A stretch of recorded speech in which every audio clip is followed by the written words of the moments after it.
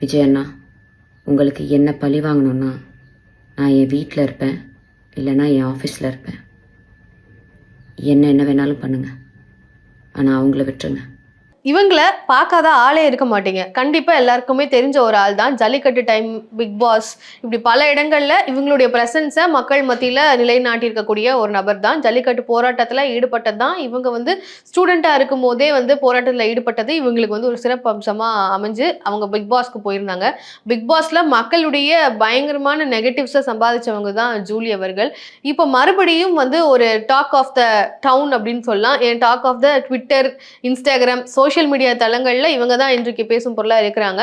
குறிப்பா தாவேகாவினுடைய ஆதரவாளர்கள், தொண்டர்கள் மத்தியில என்ன காரணம் அப்படின்னு பாத்தீங்கன்னா, வேலூர்ல வந்து விஜய் அவர்களினுடைய கூட்டம் நடந்ததுக்கு அப்புறமா இவங்க போட்ட அந்த ஒரு காணொளி, விஜய் வந்து ஜல்லிக்கட்டு காளையை வச்சு அங்க ஒரு கதை சொல்லியிருப்பாரு.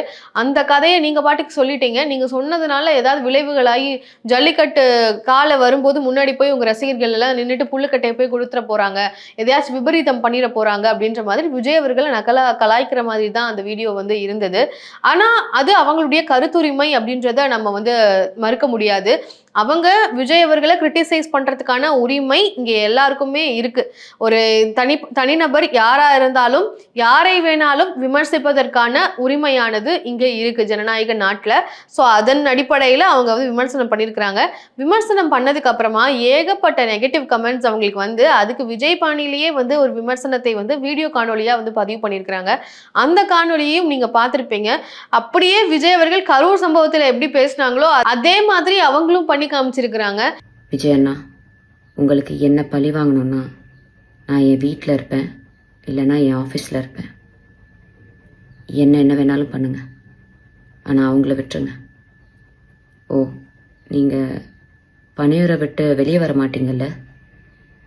நான் இன்னும் உயிரோடு தான் இருக்கேன். நான் வேணா பனையூர் வரேன்.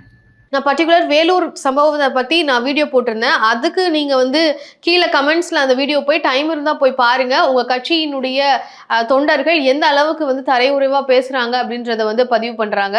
அது மட்டும் இல்லாமல் இன்னொரு விஷயத்தையும் சொல்கிறாங்க. உங்கள் கட்சியில் இருக்கக்கூடிய நிறைய பேர் மைனர் பசங்களுக்கு பெருசாக ஃபேக் ஐடிஸ் தான் இருக்குது அப்படின்ற மாதிரி சொல்கிறாங்க. ஸோ இதுவும் விஜய் கட்சியினர் பல பேர் ஃபேக் ஐடிஸ் ஹேண்டில் பண்ணுறாங்க அப்படின்றதையும் குறிப்பிடுறாங்க. அதை தாண்டி அந்த வீடியோவில் நிறைய விஷயங்கள் அவங்க பேசுகிறாங்க. விஜய் அவர்களை மெயினா டார்கெட் பண்ணி தாக்கி பேசுறாங்க. ஸோ இது விஜய் அவர்களை வந்து தாக்கி பேசுறதுனால அவங்க வந்து பப்ளிசிட்டிக்காக பண்றாங்களோ அப்படின்ற பார்வையும் நிறைய பேருக்கு வந்து தோணலாம். பப்ளிசிட்டி வேணுன்றதுக்காக மறுபடியும் வந்து பேசுறாங்க. சும்மா ரேஜ் பைட் பண்ற மாதிரி விஜய் வந்து பேசினா நம்ம வந்து பெரிய ஆளா தெரியலாம், இல்ல பெருசா நம்ம வீடியோ வந்து பெருசா வைரலா போகும் அப்படின்ற அந்த ஒரு எண்ணத்துல தான் ஜூலி பேசுறாங்கன்னு நிறைய பேர் வந்து கருத்துக்களானது முன் வைக்கிறாங்க. அதுக்கான வாய்ப்புகளும் இருக்கலாம். நம்ம வந்து அவங்க அதுக்காக பேசல, அவங்க சமூக உணர்வோட தான் பேசுறாங்க அப்படின்னு நம்ம அவங்களுக்காக வந்து பேசவும் முடியாது. ஏன் அப்படின்னா அவங்க இது வரைக்கும் வேற எந்த தலைவர்களை பத்தி பேசியிருக்காங்க? ஜல்லிக்கட்டு போராட்டத்துல கலந்துக்கிட்டாங்க. அப்போ ஒரு பெரிய அது ஒரு முன்னெடுப்பாக இருந்தது. அதுல இவங்களுடைய பிரசன்ஸ் வந்து கவனத்துக்கு உட்பட்டுச்சு அப்படின்றதுலாம் மாற்று கருத்து கிடையாது. அதுக்கப்புறம் எத்தனையோ நிகழ்வுகள் நடந்திருக்கு. இவங்க எவ்வளவு விஷயங்களுக்கு குரல் கொடுத்திருக்கிறாங்க அப்படின்றது தான். இப்போ ஆளும் கட்சியில் இருக்கக்கூடியவர்களையோ, எடப்பாடி அவர்களையோ, எதிர்கட்சியில் இருக்கக்கூடியவர்களையோ யாரையாவது விமர்சனம் பண்ணியிருக்கிறாங்களா? இந்த மாதிரி வீடியோ போட்டிருக்காங்களா? ஆனா விஜய் மட்டும் குறிப்பிட்டு பேசுறாங்க அப்படின்னா அவங்களுக்கு வேற எதுவும் காரணங்கள் இருக்கலாமோ அப்படின்ற சந்தேகம் நிறைய பேர் எழுப்புறாங்க. அதுவும் இருக்கலாம். ஆனா அவங்க கேட்கக்கூடிய அந்த வீடியோ காணொலியில அவங்க வைக்கக்கூடிய கருத்துக்களை நம்ம நிராகரிக்க முடியாது. பப்ளிசிட்டிக்காக என்னமோ பேசுறாங்க அப்படின்னு சொல்லிட்டு நிராகரிக்கவும் முடியாது. காரணம் அவங்க கேட்கக்கூடிய கேள்விகள் வந்து பெண்கள், குறிப்பா என்னை சார்ந்தவர்களையும் வந்து மிரட்டுறாங்க அப்படின்றத சொல்றாங்க. விஜய் வந்து என்னுடைய ரசிகர்களை என்ன எதுவும் பண்ணாதீங்க, என்ன மட்டும் எது வேணா பண்ணுங்க அப்படின்னு சொல்ற மாதிரி என்னோட எதுனாலும் என்ன பேசுங்க, நான் பனையூர் கூட வரேன், நீங்க தான் பனையூரை விட்டு வெளியில வர மாட்டீங்க, நாங்க பனையூர் கூட நான் வரேன் அப்படின்ற மாதிரி எல்லாம் பேசுறாங்க. ஸோ இந்த ஒரு விஷயம் பெண்களை விஜய் கட்சியினர் எந்த அளவுக்கு வந்து தாக்குறாங்க. தனிநபர் தாக்குதலை கண்டிப்பா யாரா இருந்தாலும் கேட்க தான் செய்யணும். ஸோ விஜய் அவர்கள் தொடக்கத்துல இருந்தே இதை கவனிக்கிறாரா இல்லையா அப்படின்றத நானே பலமுறை வந்து இந்த வீடியோக்கள் மூலமாக பதிவு பண்ணியிருக்கிறேன். குறிப்பா வைஷ்ணவி அவங்க வந்து தாவேகாவில இருந்து திமுகவுக்கு மாறினாங்க. அவங்களுக்கு ஃபேம் அப்படின்றது தாவேக்காவில் இருக்கும்போது தான் வந்து கிடைச்சது. திமுகவுக்கு மாறும்போது பல பேர் வந்து அவங்கள பயங்கரமாக விமர்சனம் பண்ணியிருந்தாங்க. ஒன்றுமே தெரியாது அப்படின்றத தாண்டி நிறைய விஷயங்கள் அவங்கள வந்து கொலை மிரட்டல் விடுக்கிற அளவுக்குலாம் வந்து பேசியிருந்தாங்க சில பேரெல்லாம். ஸோ அந்த வகையில அவ்வளவு தரைக்குறைவாக எதற்கு பேசணும்?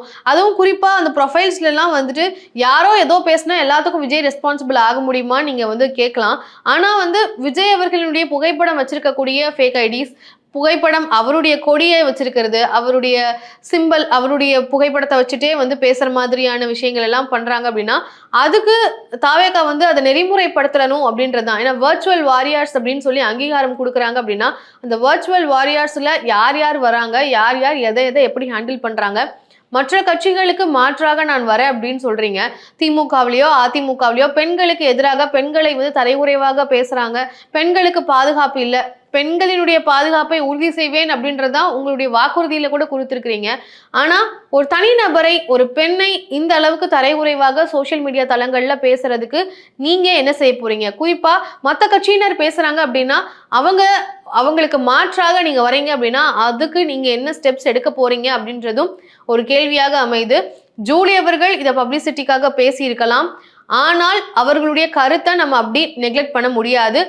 அவங்களுடைய கருத்து விஜய் அவர்களினுடைய கட்சியில இந்த மாதிரி பெண்களை வந்து தரைகுறைவாக பேசுறாங்க அப்படின்னா விஜய் அவர்களுக்கு எதிராக யார் பேசினாலும் தரைகுறைவாக தான் கமெண்ட் வரும் அப்படின்ற அந்த ஒரு பார்வை வந்து மாத்தணும்.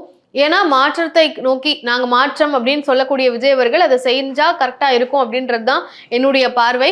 அதே சமயம் இவங்க பப்ளிசிட்டிக்காகவும் பேசியிருக்கலாம். அவங்க தன்னுடைய கருத்துக்களை பின்வாங்க முடியாது, நான் டெலீட் பண்ணவும் மாட்டேன், என்னுடைய கருத்துக்கள்ல இருந்து நான் பின்வாங்கவும் மாட்டேன் அப்படின்றதையும் ரொம்ப ஸ்ட்ராங்கா பதிவு பண்றாங்க.